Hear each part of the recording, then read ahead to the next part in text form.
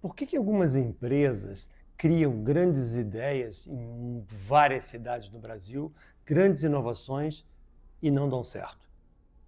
Meu nome é Vladimir Carvalho, eu sou presidente e fundador da Alterdata Software e hoje estou vindo aqui falar um pouco para os clientes da nossa empresa para tentar dar algumas ideias de por que alguns fenômenos acontecem.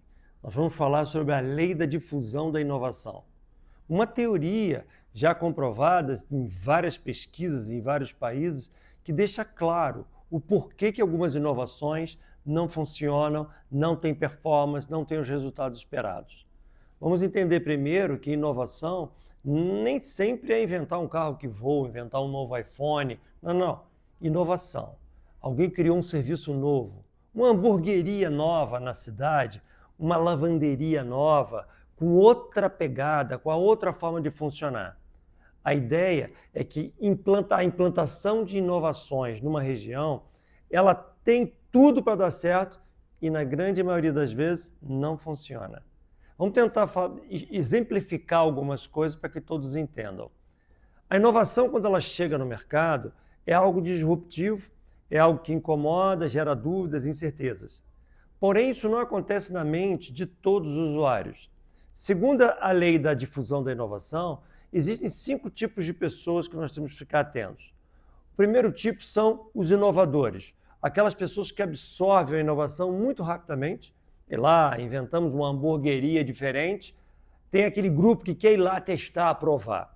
Esse grupo está disposto a assumir erros, está disposto, o produto não está totalmente pronto.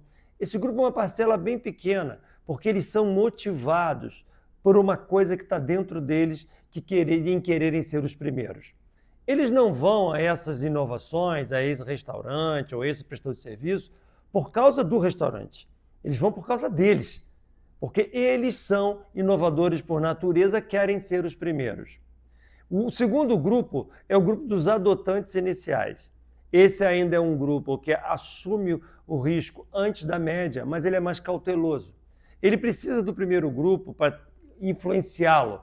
Ele precisa experimentar, ele precisa de algumas mínimas provas de qualidade. Mas ele também é um grupo que tende a correr riscos de algo que é extremamente novo. O terceiro grupo é a maioria inicial.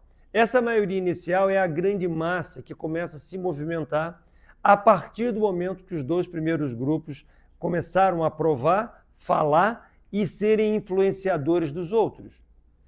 O quarto grupo é a maioria tardia. São aqueles grupos que já só vão absorver essa tecnologia, só vão nessa hamburgueria, se efetivamente sentir que vale a pena. Eles não são facilmente influenciados, mas eles vão por uma necessidade, por poderem ficar ultrapassados, poderem não ter outra opção, mas eles acompanham o grande grupo que já foi no terceiro grupo. Quinto, os retardatários. São os últimos da cadeia. Aqueles últimos que vão porque não tem outra maneira, não tem outro jeito. Virou commodity, virou uma coisa padrão, virou algo que se tornou normal. Qual é o grande erro de muitas das empresas? Eles ficam criando campanhas de marketing, divulgações para todos os grupos como se fosse uma coisa só. Isso não funciona. É necessário que a gente tenha as fatias certas, os pedacinhos certos de cada cliente para que se faça campanhas específicas. Os 2 primeiros grupos são muito importantes, campanhas para mostrar o quanto que a valorização de estar na frente é relevante, o quanto provar, testar aquela coisa inicialmente é importante. Os outros 3 grupos são importantes de segurança. O cliente tem que entender que há segurança naquele produto, que há uma coisa que é bacana, que é gostoso, mas ele não vai se ele não sentir firme no propósito dele.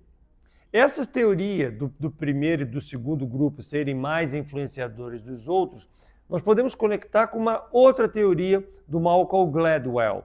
O Malcolm Gladwell ele tem vários livros publicados e uma das teorias que se conecta bem com essa ideia são dos conectores. O Gladwell diz o seguinte, que na sociedade a maioria das pessoas estão inseridas em 4 grupos sociais. A família, a igreja, a empresa e algum outro grupo. Essas pessoas, um influencia o outro dentro desse universo de 4 grupos, na média. Porém, existem algumas pessoas que estão inseridas em 12 grupos. Essas pessoas frequentam o clube do tênis ou do uísque, tem um amigo do charuto, ele vai no clube de carro antigo, ele anda de moto, ele tem uma série de grupos que ele está circulando. Essa pessoa, às vezes, é especialista em algo. Ele gosta de câmera fotográfica, o outro gosta de carros, o outro é muito bom em computadores. Eles são pessoas que influenciam um grupo maior. Se nós conseguirmos saber da nossa base de clientes quem são os conectores que estão inseridos dentro desse primeiro e segundo grupo da difusão da inovação, ou seja, os inovadores iniciais, o primeiro grupo, o segundo grupo, os adotantes iniciais, dentro desse, quem são os conectores? Quem são aqueles que se conectam a vários grupos? Nós vamos encontrar um grupo pequeno, um número pequeno de pessoas. Esse grupo pequeno é importante que você faça alguma coisa. É importante que você dê o hambúrguer de graça para ele no teu evento. É importante que você monte um workshop com todos eles. É importante que você gere materiais para que ele conheça essa inovação com mais profundidade. Porque o que vai acontecer naturalmente? Essas pessoas vão falar para outras e vão falar para outras e o ciclo de resultado diminui expressivamente. Todas as vezes que você estiver inovando, seja num negócio novo ou algo novo dentro da sua empresa, é importante que você use esse racional. Vamos a um outro exemplo. Vamos hipoteticamente uma loja de roupas que começa a também trabalhar com roupas usadas. Essa é uma tendência mundial de roupas usadas nos Estados Unidos, na Europa, tem acontecido muito. Eu tenho visto grandes palestras na NRF, um dos maiores eventos de varejo do mundo, sobre isso. Vamos imaginar que uma loja em alguma cidade do Brasil resolva fazer esse processo. Ele está inovando. Na cidade não tem cultura estabelecida de consumo de roupas usadas. Essa empresa resolve fazer isso. Como é que ele coloca isso no mercado?